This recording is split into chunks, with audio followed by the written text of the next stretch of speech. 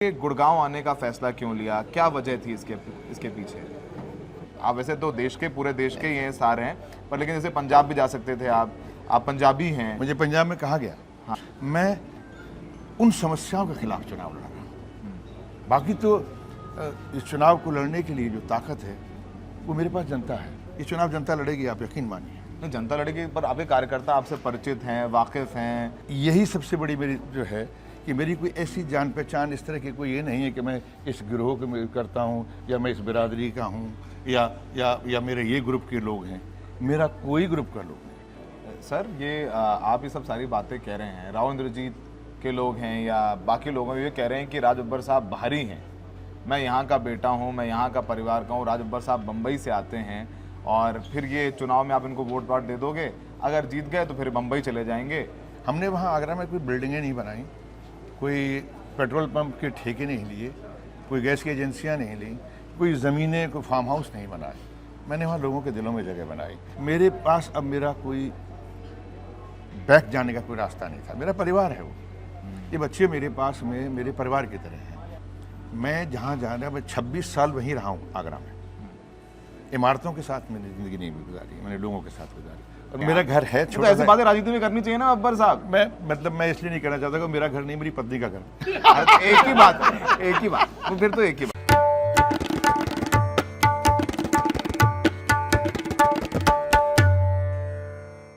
हम लोग कई सेलिब्रिटी पॉलिटिशियन से आपकी बात करा रहे हैं, मुलाकात करा रहे हैं। हमने शत्रुघ्न सिन्हा से बात कराई आपकी, हमने आपकी कीर्ति आज़ाद से, और तमाम फिल्म स्टार्स जो अब पॉलिटिक्स में हैं। और मैं खुद कह सकता हूं कि कुछ फिल्म स्टार्स जो पॉलिटिक्स में आए हैं और जो अपना फ़ोन खुद उठाते हैं 9 बजे, 10 बजे, 11 बजे, 12 बजे, उनमें से एक पॉलिटिशियन है, वो है राज बब्बर। और ये मैं नहीं कह रहा हूँ, तमाम पत्रकार और लोग जो राज बब्बर को जानते हैं वो ये जानते हैं कि राज बब्बर साहब अपना फ़ोन खुद उठाते हैं। उत्तर प्रदेश के प्रदेश अध्यक्ष रहे, कई बार उत्तर प्रदेश से वो चुन करके आए, फिरोजाबाद से, आगरा से।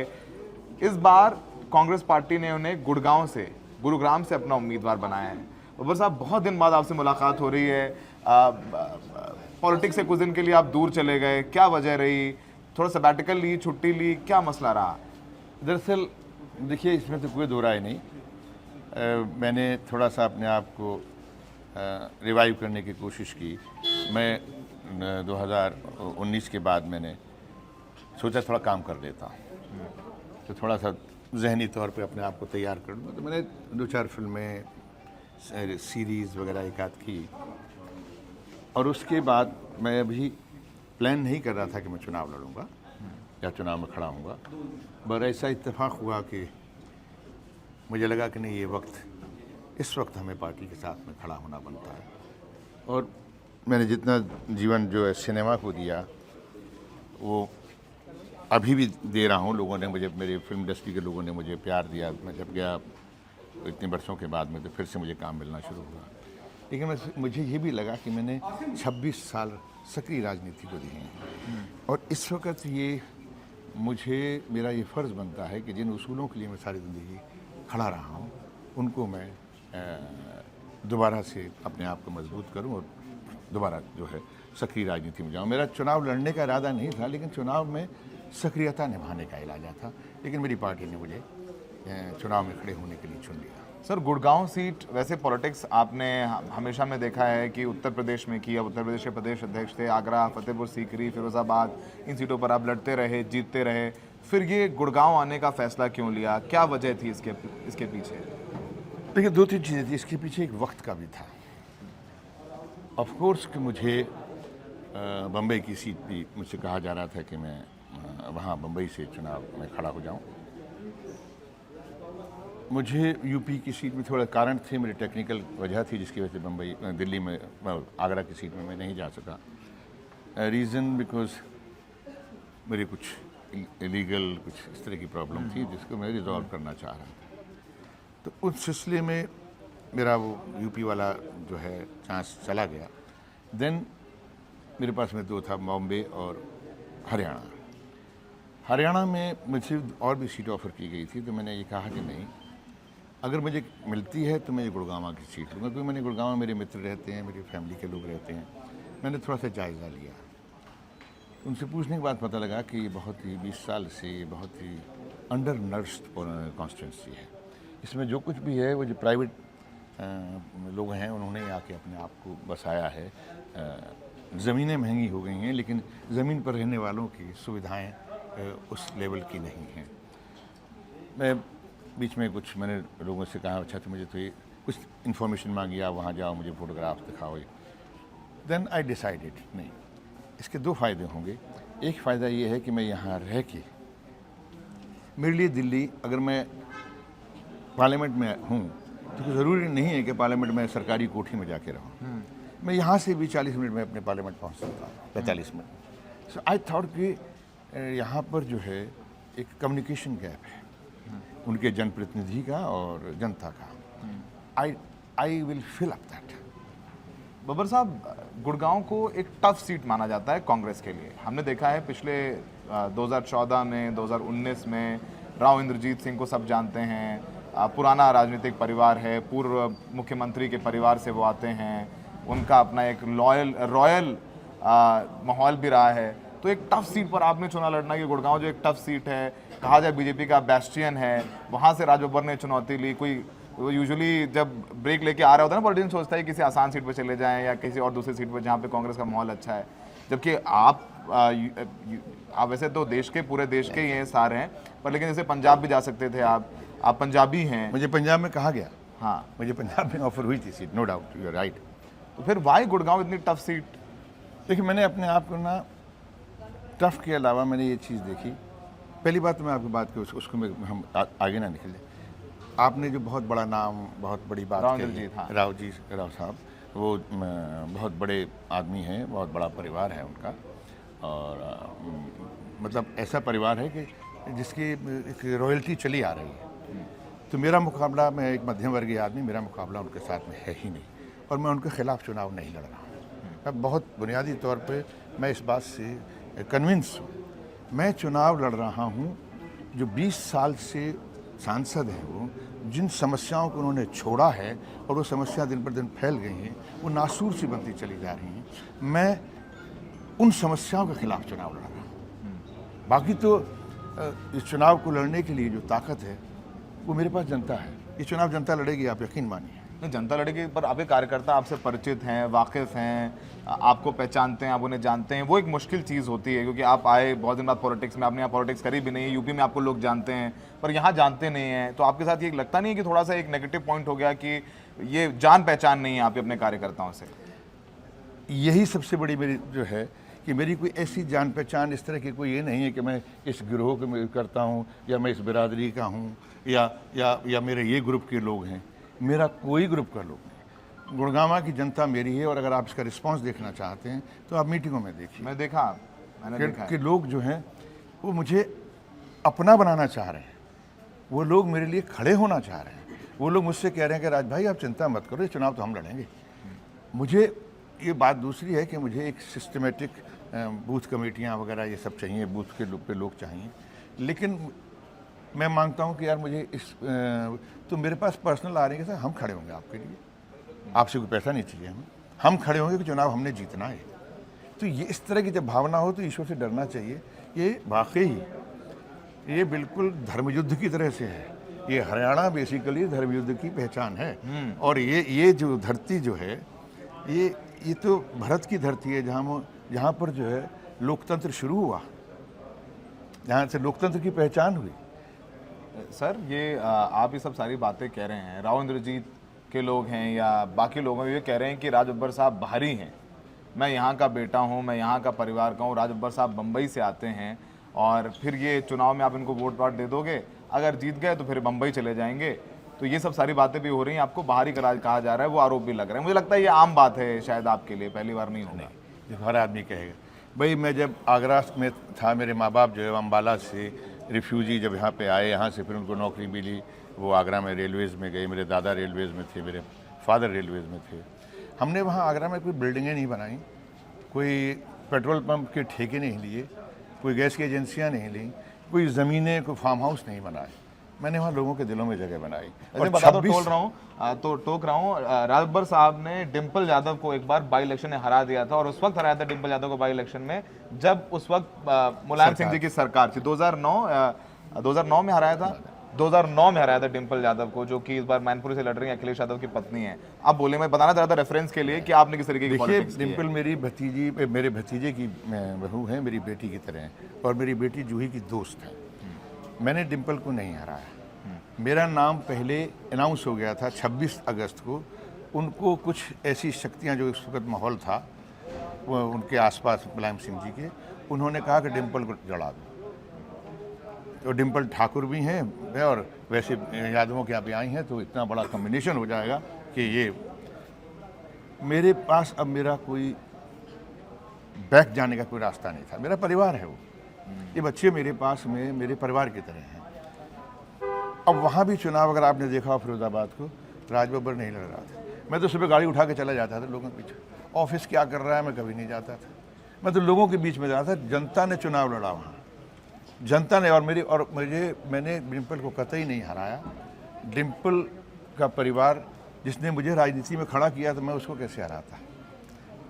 कुछ ऐसा हुआ जिसकी वजह से फिरोजाबाद की जनता ने ये फैसला किया कि हम जो है अब बताएं, और इसीलिए मैं दोबारा फिरोजाबाद नहीं गया। जीतने के बाद वो सीट छोड़ी, क्योंकि मैं अपने परिवार के साथ लड़ना नहीं चाहता था। मेरी जीती हुई सीट थी। मैं यहाँ पे जीत के आया था 2014 में। मुझसे जब कहा गया तो मैंने मना किया, मैंने कहा नहीं, मैंने कहा ये मेरी फैमिली है। अब मैं बार बार, आप रिश्ते निभाते हैं? मैं रिश्ते ही निभाता हूँ कि मेरे पास और है क्या। मैंने यही निभाए। और आप इस बात की राम गोपाल जी से पूछ सकते हैं। मैंने राम गोपाल जी के मैं पूछा, मैंने कहा भाई साहब इस बार परिवार से कोई आ रहा है? उसने कहा तुम्हारा भतीजा आ रहा है। मैंने कहा ठीक है। अक्षय यादव, तो आपने, आपका मूड था थोड़ा सा फिरोजाबाद से? नहीं, एक्चुअली मैं जीता हुआ सीट से मैं अपनी पार्टी को क्या बोलता। संबंधों के लिए आपने छोड़ दिया, क्योंकि उन्होंने मुझे खड़ा किया है। मैं सक्रिय राजनीति में मुलायम सिंह जी की वजह से आया हूँ। वो बात दूसरी, उन्होंने किसी की वजह से, बेचारा वो स्वर्गवासी हो गया, उसकी वजह से उन्होंने मुझे लेकिन जो भी कहा। लेकिन मेरा, और कभी भी जीवन में मुलायम सिंह जी को लेकर मेरे और मुलायम सिंह जी परिवार, अखिलेश आज भी उतनी ही मोहब्बत, उतनी ही इज्जत के साथ में वो झुक के ही बात करते हैं। तो मैं उसको, मेरा परिवार है, बस मैं इतना ही कह सकता। अभी अरुण गोविल साहब, आप जानते होंगे, राम जी का उन्होंने रोल निभाया आइकॉनिक महाभारत में। वो चुनाव लड़े मेरठ से, पोलिंग खत्म हुई, अगले दिन सुबह उन्होंने अटैची पैक करी और वो अटैची पैक करके बम्बई चले गए। अच्छा, जब उनका इंटरव्यू कर रहे थे तो हमने उनसे पूछा था कि आपने घर खरीदा? उन्होंने बोला चुनाव तो जीत जाऊं पहले, फिर घर लूंगा। वही सवाल आपसे है, आप अगले दिन चले तो नहीं जाएंगे अटैची उठा करके? अरुण गोविल साहब का उदाहरण है, मेरठ में जिन्होंने वोट दे दिया उनको वो कह रहे हैं यार भाई साहब हमें तो पता होता तो वोट नहीं देते, अगले दिन चले गए जा करके। तो फिर मैं आपसे एक बात कहना चाहूँगा, जिस आदमी का दादा किराए पे रहा, जिस आदमी के पिता आगरा में किराए पे रहे, मैं स्वयं 25 साल तक किराए के मकान में रहा। मैंने कोई जायदाद नहीं बनाई, मैं कोई मकान नहीं बना, कोई रजिस्ट्री मेरे नाम पे या मेरे बच्चों के नाम पे या मेरे परिवार के नाम पे नहीं। वो परिवार मेरा परिवार था, यहाँ पे आके रह रहा है। वो मेरे बच्चों की तरह है। वो गुड़गांव में रहते हैं, पेरेंट्स दोनों की डेथ हो गई। वो यहाँ रहते हैं, वो कहते हैं यहाँ अंकल आप यहाँ आइए, आपका घर है। मैंने कहा नहीं बेटे अभी नहीं। मैं जहाँ जाना, मैं 26 साल वहीं रहा हूँ आगरा में। इमारतों के साथ मैंने ज़िंदगी नहीं गुजारी, मैंने लोगों के साथ गुजारी, और मेरे कितने ही लोग यहाँ आने वाले हैं। और ये मैं बता दूँ, ये शहर, अब मेरा एक छोटा सा फ्लैट है यहाँ। चलिए अच्छी बात है।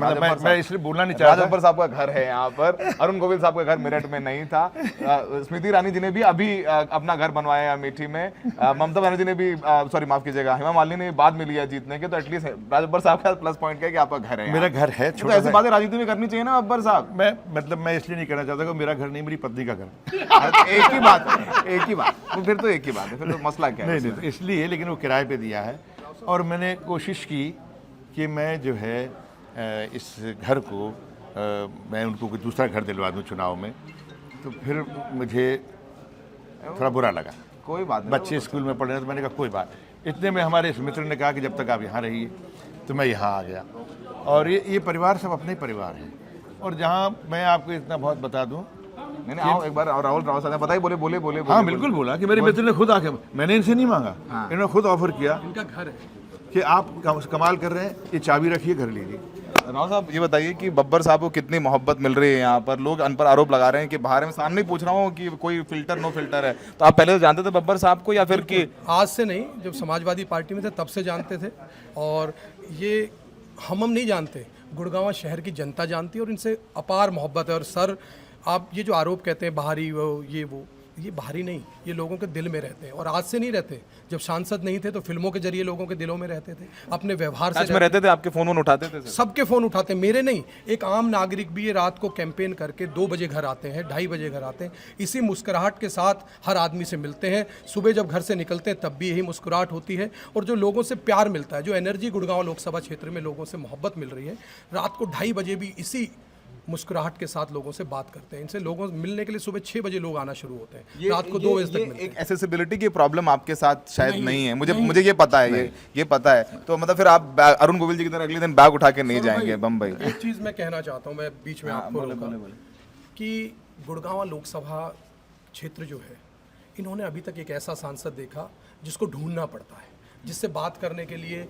दरवाजे झांकने पड़ते हैं। और यहाँ का जो नौजवान है ना, ये दौर परिवर्तन का है। इस चुनाव को राज बब्बर जी नहीं लड़ रहे हैं, राज बब्बर जी लोगों के उम्मीदवार हैं।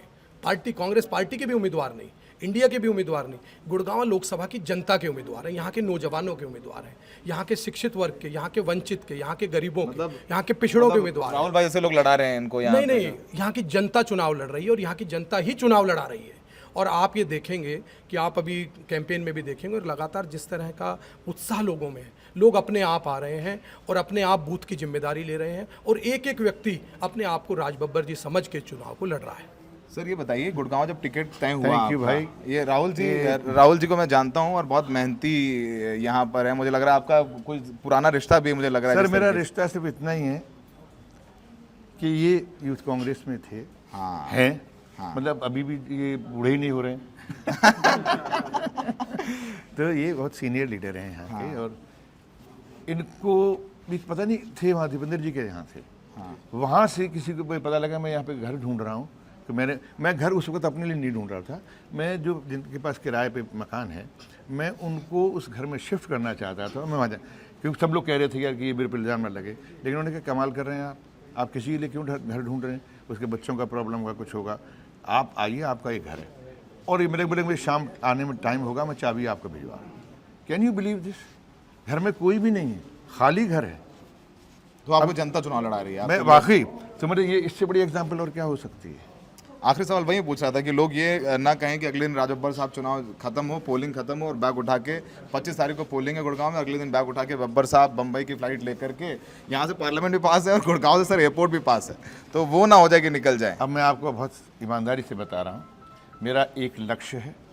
मैं चाहता था कि मैं इसका ज़्यादा मैं वो ना करूँ, लेकिन ढिंढोरा पीटूँ, लेकिन मैं लोगों को इस बात के लिए स्पष्ट कर देना चाहता हूँ, राज बब्बर यहाँ से सरकारी कोठी में जाने के लिए रिटर्न में यहाँ पे चुनाव नहीं लड़ रहा है। मैं वहाँ से जाऊँगा तो 20 से 25 मिनट में पार्लियामेंट पहुँचूँगा, या कोई जो भी मेरे पार्लियामेंट्री जो मेरा काम होगा उसके लिए। यहाँ से जाऊँगा तो 50 से 45 मिनट लगेंगे। तो मैं जो उस 20 मिनट के अंदर जो ज़्यादा जा रहा हूँ सफ़र का, उससे मैं कितने हज़ारों लोगों से जो 20 साल से ये इंतज़ार कर रहे हैं कि कोई हम देखें हमारा जनप्रतिनिधि कौन है, हमारी बात कोई समझने वाला हो, मैं उनसे समझने की कोशिश करूंगा, और जो काम जो नहीं हुए हैं मैं उन काम को निपटारा करने की कोशिश करूंगा, इनकी समस्याओं से लड़ूंगा, चाहे मुझे प्रदेश की सरकार से लड़ना पड़े, चाहे मुझे केंद्र की सरकार से लड़ना। आखिरी सवाल आपसे, यहाँ तो राव जी से लड़ाई है आपकी लोकसभा में, लेकिन चूंकि प्रधानमंत्री चुनना है, प्रधानमंत्री मोदी के तमाम प्रचार से भी लड़ाई है आपकी, चाहे वो मंगलसूत्र वाला बयान सुना हो आपने कि उनको दे देंगे जो ज़्यादा बच्चे पैदा करते हैं, फिर वो पाकिस्तान चाहता है कि ज़्यादा प्रधानमंत्री बने, ये आएंगे तो आपकी भैंस खोल लेंगे, इस तमाम तरीके के बयान हैं, और उस नैरेटिव से भी आपको सामना करना पड़ेगा। राम मंदिर का भी प्रचार है, धारा 370 का भी प्रचार है, इन सब चीज़ों के प्रचार से कैसे सामना करेंगे, उससे कैसे लड़ेंगे? सर मैं आपको बता रहा हूँ, हम लोग जो है ये बड़ी मिक्स कॉन्स्टिट्यूंसी है, और इसका मैं आपको थोड़ा सा जो ज्योग्राफी है और सोशल ज्योग्राफी जो है उसको भी समझें। ये ज़मीन में जो अट्टालिकाएँ देख रही हैं ना, यहाँ की ज़मीन करोड़ों में है, करोड़ों में है, और इतना सा टुकड़ा बेच के यहाँ के परिवार के लोग अपने बच्चों को बढ़िया शिक्षा देते हैं, विदेश भेजते हैं। विदेश से आने के बाद में बात दूसरी की कोई रोज़गार नहीं होता, तो फिर वो सिर्फ किराए की चीज़ों पे और किराए के काम करते हैं, बिल्डिंगें बना ली किराए पे। लेकिन यहाँ का बच्चा जो है अवेयर है, नौजवान पढ़ा लिखा है, ये तमाम चीज़ों को जानता है, वो राम का भी भक्त है। मेरी माँ राम की भक्त है आज के ज़माने में, मेरे पिताजी थे, मेरे दादा थे, हम तो राम राम करते यहाँ भी और अपने घर में भी। हमारे तो घरों में सुबह उठ के राम राम ही करते हैं। राम राम माता जी, राम राम भैया, ये और राम राम पापा, हमारे यहाँ यही होता है, ये हमारा अभिवादन है। तो राम का जहाँ तक सवाल है, गुड़गांव में तो मैंने जिसको देखा, गांव में जाओ, शहर में जाओ, तो राम राम भाई साहब का। राम राम भाई साहब। आगरा में था, वहाँ भी राम राम राम भाई साहब। तो ये हमारा जो है अभिवादन जो है, ये बेशक वो कहें कि वो कुछ भी कहे, ये तो हमारे संस्कारों में। मैं नहीं मानता कि उनकी उस कार्ड से कहीं यहाँ की जनता बहक सकती है, नहीं। दूसरी चीज़ ये है कि जो प्रचार जो होता है, प्रचार के साथ में पेट भी होता है। यहाँ की प्रतिष्ठा चली गई। ये क्षेत्र जो है फौजियों के लिए जाना जाता है, कुर्बानियों के लिए जाना जाता है, शहीदों के लिए जाना जाता है। आपको यहाँ पर का नौजवान जो है, सिर्फ अग्निवीर जैसी ये योजना जो आपने बनाई है, जो 4 साल में आपने ठेकेदारी प्रथा कर दी है कि 22-23 हज़ार में आप नौजवान को ले जा रहे हैं, वो अगर कल को वहाँ पे एक्सपर्ट फौज के सामने खड़ा होता है और उसको इतना अनुभव नहीं है, उसकी जान चली जाती है, वो शहीद भी नहीं कहलाएगा। एक उसकी बॉडी जो है एक बक्से में बंद करके किसी टैक्सी में पहुंचा दी जाएगी, वो सम्मान भी नहीं होगा। यानी आपने सोचा कि इंसान का पेट बहुत ज़्यादा बड़ा है, उसकी प्रतिष्ठा छीन ली। और ये गौरवशाली लोग हैं, पैसे वाले लोग हैं, बाई द वे, इनको कोई हाथ पे ऐसे रखे, लेकिन बैकवर्ड है सुविधाओं से। बैकवर्ड है जो सोसाइटी में जो एक सिविक एनिमिटीज़ की ज़रूरत है, वो यहाँ नहीं है। ये बड़ी बड़ी अट्टालिकाओं में भी अगर आप आए हैं गुड़गांव में, तो प्लीज़ आप शहर को, यहाँ तो बारिश होती है, आपको पता है, यहाँ जब बारिश होती है ना तो यहाँ कमर तक पानी भर जाता है। जी हाँ। मतलब मेगा सिटी है यहाँ पर जो है जिंदगी रुक जाती है 2 घंटे की जबरदस्त बारिश में। मतलब इसे मिलेनियम सिटी कहते हैं। बस स्टैंड नहीं है यहाँ। दुनिया का सबसे बड़े से बड़े दफ्तर यहाँ पर हैं, जो इसकी पहचान होती है। क्या बोलते होंगे फ़ोन पे, we cannot go to the office because today is the heavy rain, we can not drive to office and we don't have a boat. अब यहाँ पर रैपिड रेल है, 10 साल पहले उसके सारा ज़मीनें एक्वायर हो गई, उसके ज़मीनों के मुआवजा दे दिया गया, लेकिन 10 साल से वहाँ पर रोक के रखी है। तो जो रुकावट, मैंने कहा ना, मेरी लड़ाई इन रुकावटों से है जो 10 साल से नहीं खुल पाई, और वो इसलिए जनता लड़ रही है और मुझे सामने कर रही है। हमने राजभर साहब से बात की और राजभर साहब से हम लोग लगातार बात करते रहेंगे, एक दिन के कैंपेन में भी चलेंगे इनके साथ। बहुत अच्छी बात है, बब्बर साहब को जो पॉलिटिक्स में जानते हैं वो जानते हैं कि बहुत एसेसिबल पॉलिटिशियन है और अच्छा ट्रैक रिकॉर्ड है।